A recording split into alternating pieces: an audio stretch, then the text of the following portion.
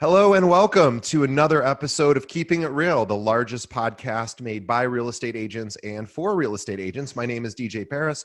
I am your guide and host through the show. And today is our monthly Learn with a Lender with Joel Schaub from Guaranteed Rate. Now, if you're new to the show and haven't yet listened to Joel before, let me tell you a little bit about him and why we've partnered with him for these episodes. And he's the only lender that we partner with, and for very good reasons. Let me tell you about Joel. Joel is a vice president of lending at Guaranteed Rate. He has been doing loans at a high level since 2003 and has got to that level because of what he does directly for agents and their clients, and which is that he gives back part of his commission every time to the buyer on each transaction. So last year alone, just to give you some numbers here, Joel gave back almost $300,000 in closing costs to buyers who worked with him. And that put Joel's volume in the top 0.1% nationwide. And just to tell you, just give you more drill down a bit on that number, out of 400,000 loan officers in the country, Joel is ranked number 137. Again, 400,000 loan officers, Joel's in the top 150, which is incredible. Year to date, he has done 115 transactions for just under 44 million in closing in April alone.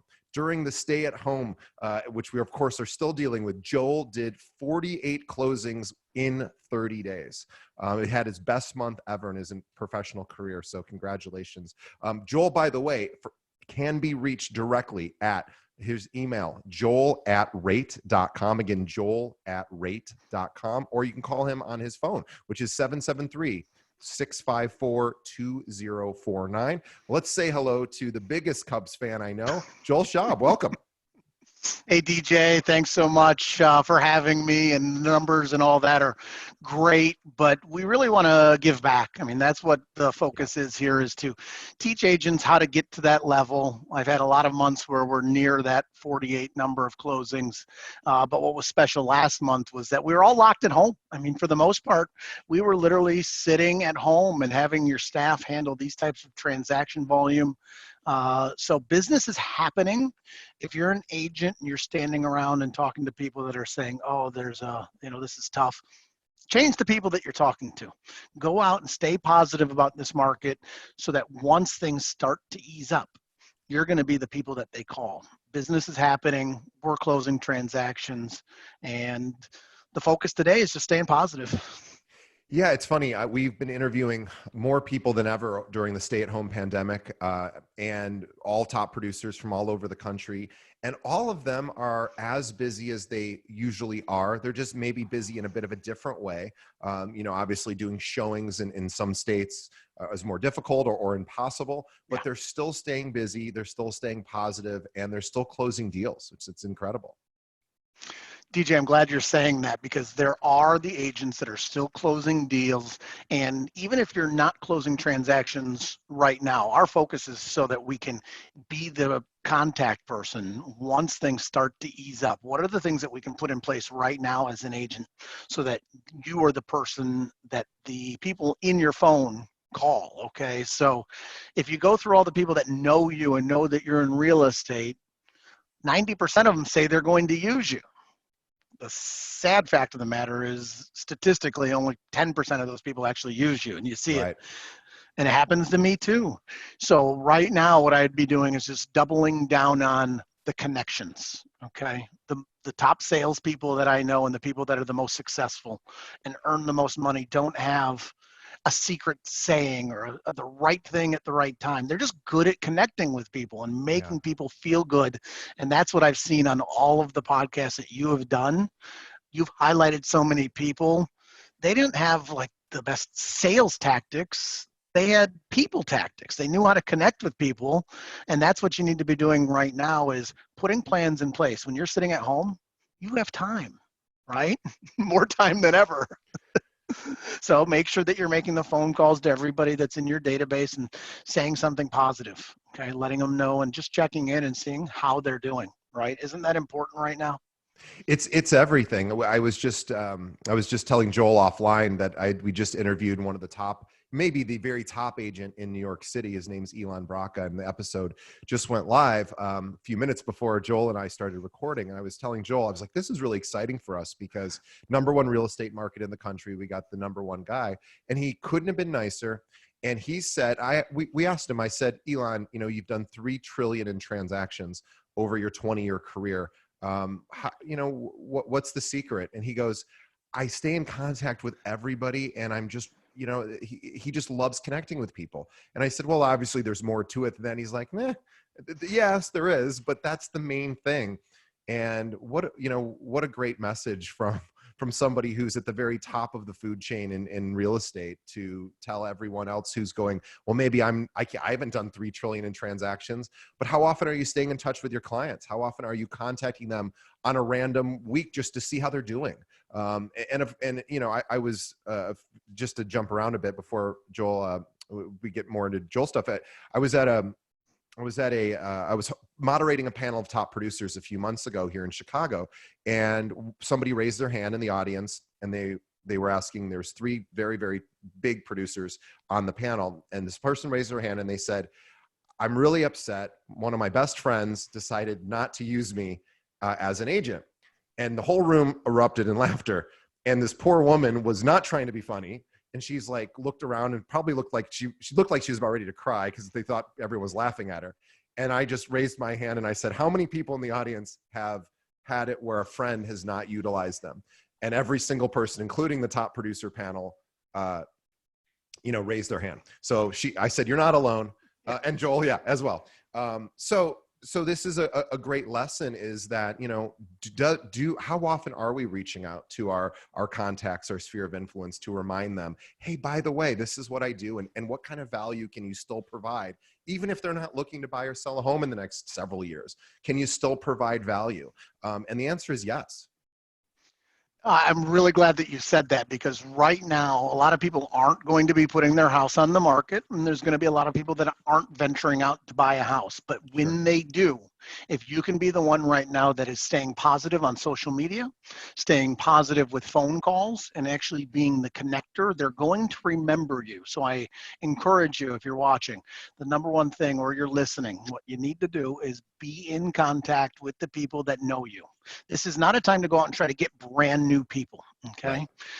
You can go down that path and buy leads and go through those different avenues to grow your business. But I'm telling you, the #1 way in the next 6 months to 18 months is the people that already know you, that will be making a move, need to see that you're positive, that business is still continuing as usual as it can in these trying times, and making sure that when the time comes that you're the point of contact, they'll remember, oh yeah, my friend, even when things were bad, seemed like things were going pretty well for her.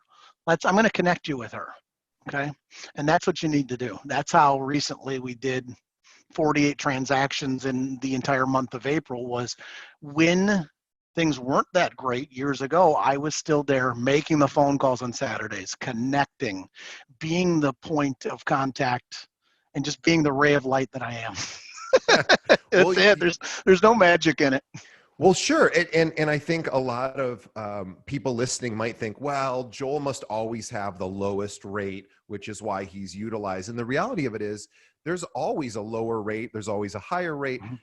There's a million options when it comes to the numbers of lending. But the idea of working with somebody who can get your transaction closed, somebody that's proven and trusted, whether they're the lowest rate or not. And Joel, you were saying this, I believe last month, that some of the lenders, because the rates are so low and refis are so big right now, are taking months and months to close transactions. And, that's not worth it for a few extra basis, tenths of a basis point, just to save a few dollars if you can't get it closed. Rates are low everywhere. Yeah. The people that are calling 3 and 4 banks and saying, hi, what are your rates? And what are your rates? They're doing it wrong. Yeah. Because the person that's the lowest typically then has the longest turn times, right? There's only one lowest plumber. There's only one lowest dentist, right? There's only one lowest of anything. And that's not what we strive for. And I don't think that's what the client actually strives for either. They just don't really know what else to compare. Right. The first thing they think of is, well, I want the lowest rate. and you do, but all banks really relatively right now have about the same rate. The only way that they're going to be lower is if the client's getting charged what are called points.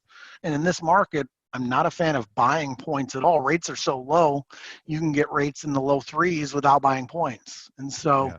the idea is if you're an agent, you just want to work with people that will actually close the transaction that you can actually pick up the phone and have communication with. And a lot of times the brick and mortar banks just aren't doing that. So it's the partnership that I have with so many agents. They know we have competitive rates, but we're going to close the deal every time. If something goes wrong, I pick up the phone. And that's the times where you really shine, is when things don't go right. Right. You don't shy away from it. You step right up, you deliver bad news. Hey, they lost their job. I've had to make these calls. We're no Sure. longer able to close the transaction. They were furloughed. There is no longer income. And those types of things are happening now, and you'd rather tell them right up front. Okay. So many bankers are trying to like find ways around it just to close a deal. And it's fraudulent. If you don't have income the day of closing, you're signing docs that are not correct. So you want to be upfront, honest, and deliver bad news quickly when you have to. That solves a lot of problems and creates a trust a lot more than getting to the closing and not being able to close. Well, and also as an agent, you don't want to worry about your loan officer or your lending, partner. You don't want to worry, are they going to take care of my client? You've got enough to worry about just handling the real estate side of it, the physical space that they're either buying or selling. That's your job. And then to have to worry that, well, this loan officer is a little cheaper. They're not super proven to me. I don't know them all that well, but yeah, let's take a chance. Boy, that's a big gamble. Yeah. And in almost any other time, sometimes I even advise go try that option. They do seem to have a rate that's too good to be true. But when it comes to buying a house in this market right now, you just want to go with people that'll actually close the transaction, get the deals done. You can always refinance down the line. What you want to do is make sure the deals close and get them in. So we could go into that for a while, but I want to actually deliver some value. Let's do some market updates here and go Sure. through what's happening in real estate as far as some of the slowdowns, some of the things that have been restricted on the mortgage side. And a lot of it is on the higher end jumbo loans. And so you hear it a lot. The brick and mortar banks, some of the big ones have restricted the lower down payment options, right? Right. So some of the larger banks are saying no matter what your credit score is and no matter how much money you have in the bank, we are no longer doing jumbo transactions unless you have 20% down. Right. We saw that across the board on a couple of these banks.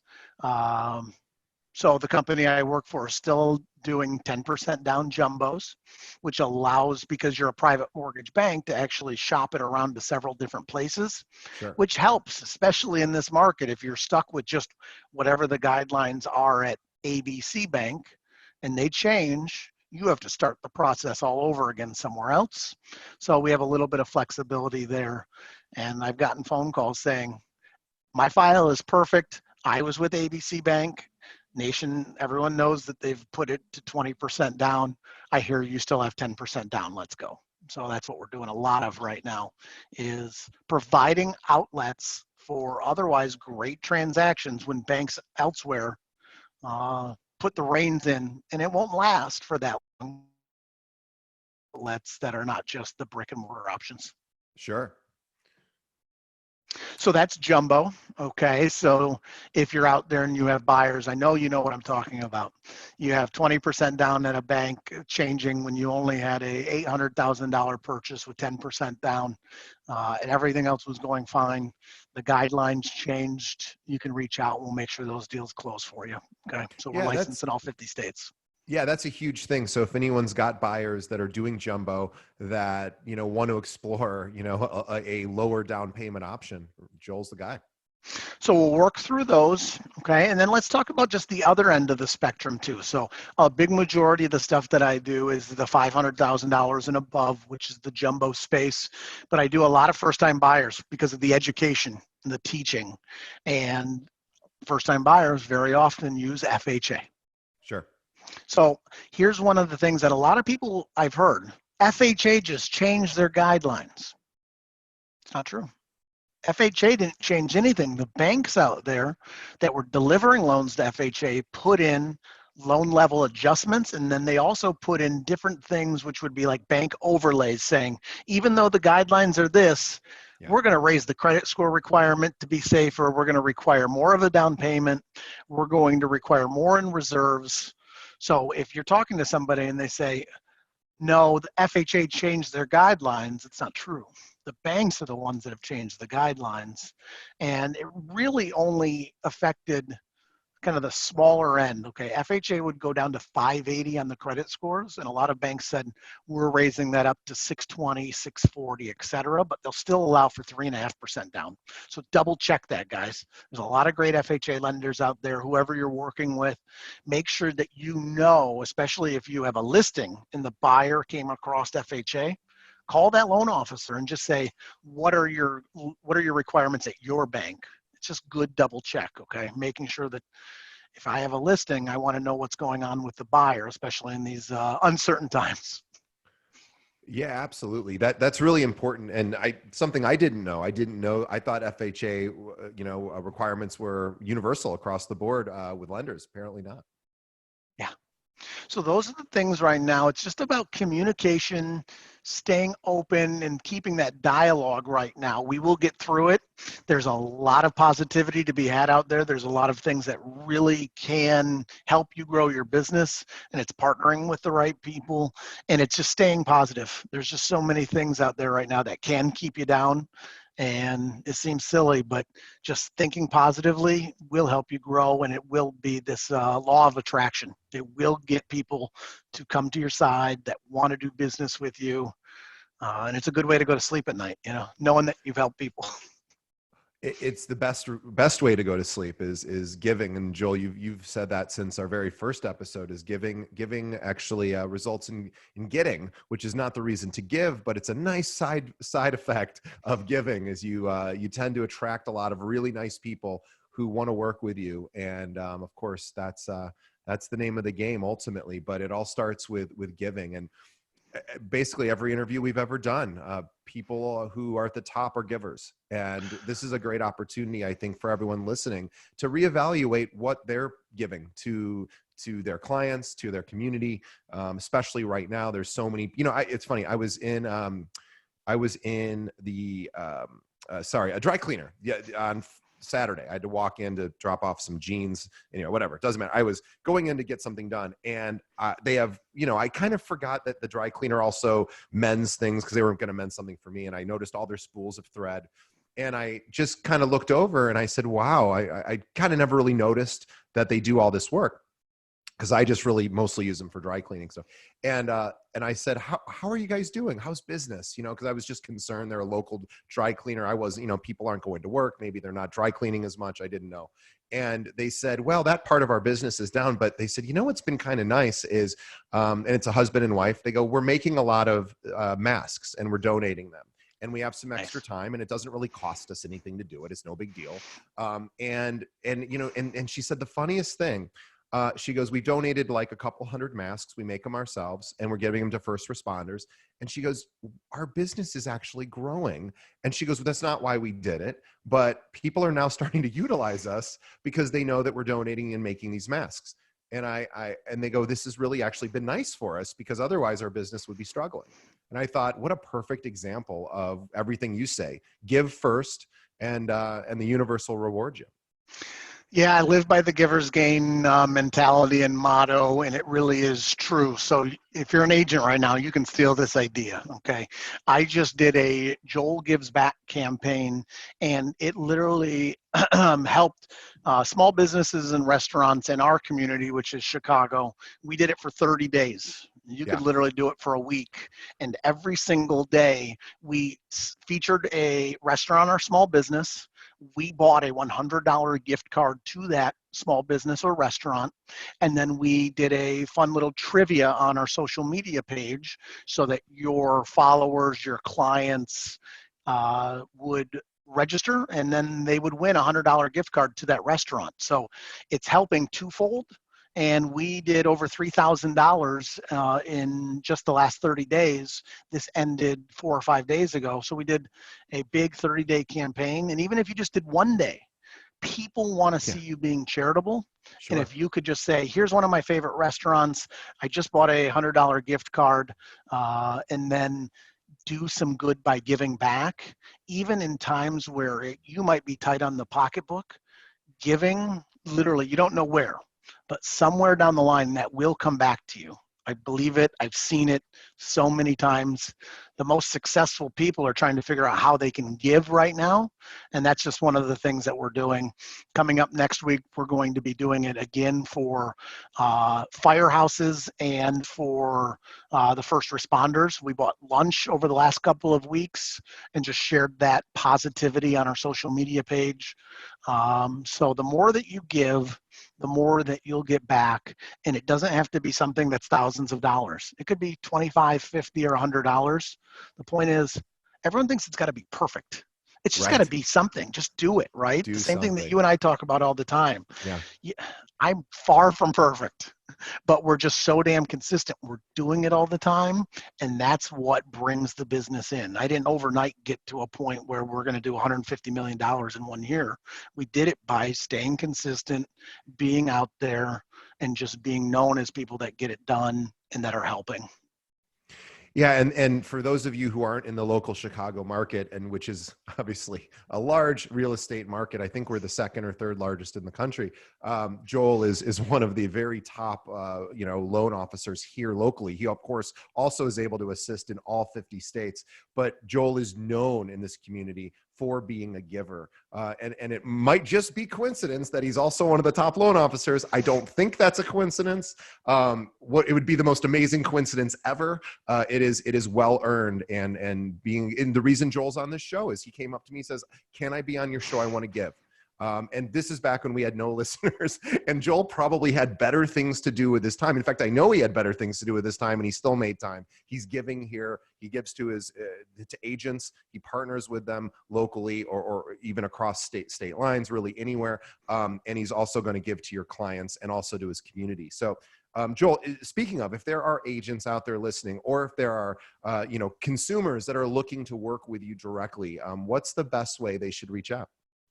Yeah, everyone can reach me at 773-654-2049. That's a direct line. It literally will come to me. And then they could also email joel@rate.com. So it's JOEL@rate.com. And I'd like this connection. I like to know people. I want agents in other cities and states to know that they could have a top 150 lender that'll actually pick up the phone and talk to them. Even if we don't end up doing business, I could give some tips and tricks for what they're doing in their market that could help them. Yeah, I work nights and weekends, so we're always happy to give back. And I may regret that I just gave my phone number out like that, but we'll see. It cannot hurt. The more you put out into the world that's good, the more you're going to get back. And I know I say it a lot, but I've seen it so many times it works. So if you're an agent listening, try this. Figure out what it is that's authentic to you, and make a social media post where you're giving something away. And it's nothing to say, now call me for business. That's the opposite. We're not trying to say, send business my way. It's doing good for the sake of doing good. You'll feel good, and just somehow it truly will result in more business. Well, perfectly said. Even though you say you're not perfect, that was perfectly said. So with that, I can't top that. So I think that is a great way to end this particular episode. Be a giver, and also partner with professionals that are givers. People that are not just looking, especially if you're an agent, interview a bunch of loan officers to find out who you think is going to take the best care of not only your clients, but of you. And this is something Joel does. He partners not only with clients, but directly with agents to help them grow their business. And that's the kind of partner you want. You want an attorney that does the same thing. You want a title company. You want a loan officer. You want a contractor who's going to help you do all of these things that are ancillary and important to your business, because you're going to need these people. So this is the time, now that we have extra time, to really go going through our list. Who's on our team? Let's make some phone calls and find out whose vision is aligned with mine. So I said I couldn't top that, and I didn't just top it, but You I did. will. No, I appreciate everyone for listening, and also for Joel for participating. We want to thank Joel on behalf of our listeners for coming on month after month, year after year, consistently to help our listeners learn more about not only just what's going on in the lending world, but also how to grow your business through giving and through other strategies. So on behalf of the listeners, thank you, Joel. And on behalf of Joel and myself, we want to thank the listeners for continuing to support our show. Two quick things. If you could just tell one friend, think of one other real estate professional that could benefit from listening to this interview or any of the interviews we do, send them over to our website. It's keepingitrealpod.com, or just have them pull up a podcast app on their phone, look for Keeping It Real, it'll show right up. Second, please follow us on Facebook. Right now, you might be listening to this, but we had already streamed it live. You probably are watching it live if you're on part of our Facebook group, because we stream it live when we record it, but you can only find that on Facebook. So find us at facebook.com/Keeping It Real Pod. And please reach out to Joel. He's never too busy to work with you and your clients. So Joel, thanks again, and we will see you next month. Thanks for having me on, guys. We'll see you soon. Stay positive, all right? Thanks.